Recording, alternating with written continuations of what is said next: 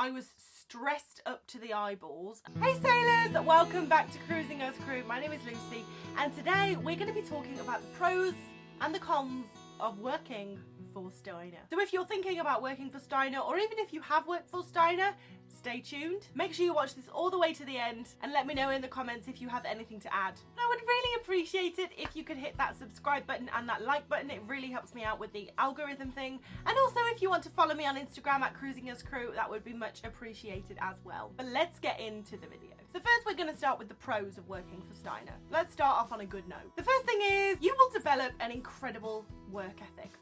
Steiner was my first real job. Up until then, I had worked like part-time jobs just in bars, did a paper round, you know, just the things you do when you're a kid. So it was a shock to the system when I got on board and I was working 14-hour days, like 6 days a week. I mean, 5 days a week, but it was a lot. And I have never worked that hard again. There's a reason why it's renowned for being hard work. It's hard work. And I've always said this to everyone who ever asks me a question. If you can work for Steiner, you can work for anyone. That's why I think working for Steiner is a great thing to do while you're young, because it kind of sets you up for everything. Because whatever you do after you've worked for Steiner, it's gonna be easier. You are gonna leave that contract with an incredible work ethic. You're gonna need to sleep for a bit, but you're gonna know the real meaning of hard work. You're gonna obtain skills that you can take with you throughout your entire life. You're gonna learn to be disciplined. You're gonna learn to get to work on time. You're gonna learn to look immaculate. And I know this all sounds like generic stuff, but you have to be shit hot at these things when you're on board. And especially if you do this while you're young, you just kind of stick with it. Like, and every job I've done after Steiner, to be honest, my employers have always been pleasantly surprised at how punctual, how neat my uniform is. I always have my hair up and my makeup's always good and I always look the part, because you have to for Steiner. So you just kind of take that with you. And it's surprising how many people don't do that.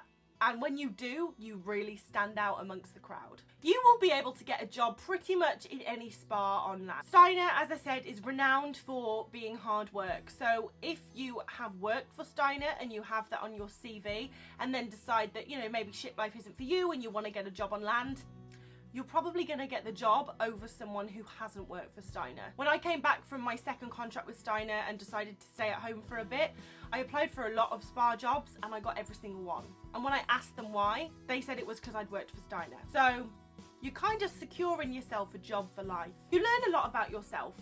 So when you go on board, you are put in a very high pressure, very intense environment. You're away from home. Everything is uncomfortable. And I've gone through all of this in another video, which I'll link down below. But being in that environment really makes your true self come to the surface. And you learn a lot about how you deal with certain situations, how you react when people talk to you in a certain way. Do you thrive well with a deadline, or are you better when it's more relaxed? Do you work better if you're scared of your manager, or do you work better if you get along with your manager? And these are the things that I learned about myself. And unfortunately, you only learn these things by having to go through difficult times. But by knowing more about yourself, you're better equipped to deal with a situation, because, you know, you can spot someone and be like, right, I know that the way I react to situations isn't going to work well with you, so I'm just going to keep my distance, or I'm going to talk to you about it. Or you also become a really good judge of character. You meet so many people on a daily basis.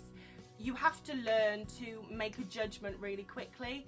And I don't mean just make a judgment about whether you're going to get on with that person. I mean make a judgment of, I think they're going to buy, or I don't think they'll buy, so I won't waste my time on them. I think they're going to be hard work. They're going to be easy. They're going to be a pain in the ass. I'm going to really get on with them. I need to have you in small doses. You learn to make these micro judgments really fast, because you have to for the job that you're doing. And that is something that you can take throughout your life. And obviously, I try not to judge a book by its cover. Like, you're innocent until proven guilty. Like, I'll give anyone a chance. But I'm a very good judge of character. I'm usually not wrong. You know when you meet someone and you get a good vibe or a bad vibe? I'll give both of those people a chance, but the vibes were usually right. And the last pro I'm going to mention is that you get to choose your ships. So if you work directly for a cruise line, normally you do not get to choose what ship you go on. But with Steiner, after you completed your first contract, you get to choose where you go.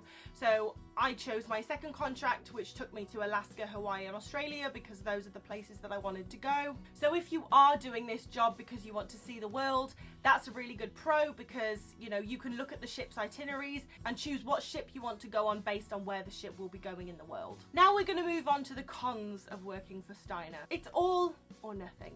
You basically make loads of money and have loads of time off, or you work like a dog and you make no money. And I've gone into lots of detail about this in a video called What You Need to Know Before Working for Steiner, so I'll link that down below. But just to touch on it now, Steiner rewards the people who make the most money. And when I say make the most money, I mean sell the most products. So if you do a treatment, you are able to sell that client loads of stuff, then your manager is going to book a lot more treatments in your column because you can sell the most products. And the more money you make, the more time you earn off. So if you're able to sell loads of products, you can basically not work a lot and earn loads of money. Whereas if you are unable to sell product, even if you're great at the treatment that you do, your manager is not going to book treatments in with you because you don't sell any products. Therefore, you're not going to make as much money and you will not be able to earn incentive time off. So you're going to get the minimum amount of time off and you're going to earn less money. So it's really important that you are able to sell. And if you're not a good salesperson, then my advice to you is get good at it. So you can earn incentive time off if you earn loads of money and hit your target, but let's just forget about incentive time now. I'm going to talk about normal time off. You get 3 half days off a week. And usually you are going to get mornings off because not many people book in for treatments in the morning. It's more likely for the spa to be busy in the afternoon. So obviously your manager's not going to give you time off when you could be earning money. If you have the morning off, you will start your shift at 2:30 in the afternoon and you'll work till 8 or 10 o'clock in the evening. So it's still like a full day compared to a day on land. For Steiner, that's a half day. Now, the thing is with having 3 mornings off is you're going to be knackered because you're working loads. So unless you're just an early bird naturally, you're going to want to lie in. Let's say you wake up at 11. That means you have 3 hours before you start work to get off and see the ports. So working for Steiner, you don't really get to explore the ports as much as someone working in the shops would. Because now working in the shops, I have all morning off, but you know, I start my shift in the evening at like 7 o'clock at night. So I have the whole day to explore and I can still have a lie-in. Whereas when you work for Steiner, you kind of have to decide between, do I want a lie-in or do I want to get up early and actually see the port where we're at? If you want to work on ships to see the world, Steiner probably isn't the department for you, only because you don't get a lot of time off unless you can sell sheep to a shepherd. You're going to work really, really hard for not much payoff. Let's say that you do sell the most and you get the most treatments in and you are earning, you know, maybe 2 or 3 grand a month, which is great. And don't get me wrong, you can earn a lot more than that, but you can also earn a lot less than that. To be earning like 3 grand a month, unless you can sell sheep to a shepherd, you're going to be doing a lot of treatments. And this isn't so bad if you're like a facialist or an inothermist, which is what I did, inothermy. But if you're a massage therapist, it is going to kill your arms. Like, you're probably going to get carpal tunnel syndrome. Most massage therapists that have worked for Steiner have got carpal tunnel. I wasn't even a massage therapist and I got carpal tunnel. So you have to kind of, when you think of it like that and you think about, yeah, I'm making loads of money, but it is actually doing loads of damage to my body and my brain because you're stressed all the time. You have to think about, like, is it worth it? So that's what I mean when I say you work loads but you don't get much payoff, because you have to think, like, is the money really worth my like mental state and my physical state? Because by the end of my first contract, I mean, I was stressed up to the eyeballs, and I wouldn't say I'm a very stressful person, but the whole retail thing and the fact that you have to sell, I mean, I was good at selling by the end of it, and I was still stressed up to the eyeballs. So God knows what it would have been like if I couldn't sell. And my arms, oh my God, my arms just killed me because I was just doing treatment after treatment after treatment, and it's just relentless. You pay for pretty much everything yourself. So you go to training, you have to pay for training yourself, you pay for the uniform yourself, you pay for your medical yourself, you have to pay for one of your flights. On your first contract, Steiner pay for both of your flights, but every contract after your first, you pay for your flight to the ship, and then Steiner pays for your flight back home from the ship. But if you quit halfway through, you're gonna pay for that flight as well. So I remember on my first contract, like, it took me a good 4 months to make back the money that I had spent on getting the job with them. Nothing you do will ever be good enough. This does depend on your manager. I have made a video going through all of my managers, so I will link that down below. But even with the best managers, it just seemed that whatever I did, it wasn't quite good enough. So when I worked for Steiner, I did inothermy and I worked for Royal Caribbean.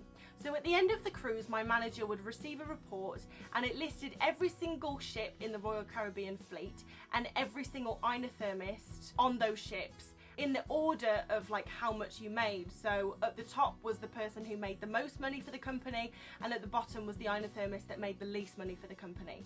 And there was a few months where I kind of flexed between being first and second on the leaderboard, which, by the way, it was my first contract. I was very, very proud of that, and it was never enough. I was always, you know, being pulled in for sales training, even when I was like, well, I quite clearly don't need sales training because I'm doing okay. But instead of saying like, oh, well done, you're doing really well, it was always like, well, why aren't you doing more? Why aren't you selling more? Why aren't you doing this? And that gets you down, because you're like, actually, it would just be nice if, you know, I don't want like a gold sticker. I don't even want a well done. Just don't like nag me. Just get off my case. Surely if you're doing well at work, that's when the manager should like take a step back and be like, okay, I'm just gonna leave you to it because you obviously know what you're doing. And don't get me wrong, that does depend on the manager. You might have a manager who's really good with praise, but head office definitely won't be like that. I mean, while I was on like high on the leaderboard, I would have calls with people from head office and they were the same. They're like, well, why aren't you doing this? Why aren't you doing this? And I'm like, can we just take a second to look at the leaderboard? Who the hell knows? But if you're someone who responds well to praise, you might have a hard time because you're not going to get much. I'm someone who responds really well to praise. You know, if someone praises me, I'm like, oh, okay, I'm going to work really hard to get that reaction again, because I want to be good at my job. I want to please my manager. But I hope you have enjoyed this video about the pros and cons of working for Steiner. Just a bit of a disclaimer, I absolutely loved my time working for Steiner, and yes, there's cons, yes, there's pros, just like there is with every single job in the world. But if I could do it all again, I would. I would not change anything about my experience because I've learnt so much from it. But let me know in the comments if you have any pros and cons that you would like to add to my list. And also hit that notification bell because I've got loads more videos coming, but you can check out these 2 videos here while you wait for those. But once again, thank you so much for watching, and I will see you in the next video.